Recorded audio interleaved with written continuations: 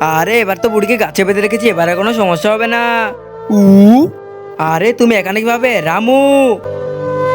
আরে কি হয়েছে মালিক? আমি বললাম ওকে গাছে বেঁধে রাখতে, এখানে কিভাবে এলো? আরে একে তো আমি খাবার খেতে ছেড়েছিলাম, এখানে কিভাবে চলে এলো? আরে তাড়াতাড়ি যাও, ওকে ঘরে বন্দি করে রাখো, তাড়াতাড়ি নিয়ে যাও। আরে মালিক তুমি চিন্তা করো না, আমি থাকতে তোমার মিটিং খারাপ হবে না, আমি এখনই ওকে নিয়ে যাচ্ছি। আরে চলো তুমি এখান থেকে তাড়াতাড়ি তাড়াতাড়ি চলো এখান থেকে, আমিও দেখছি মালিকের মিটিং কিভাবে খারাপ হয়। আরে ড্রাইভার আসছে না কেন?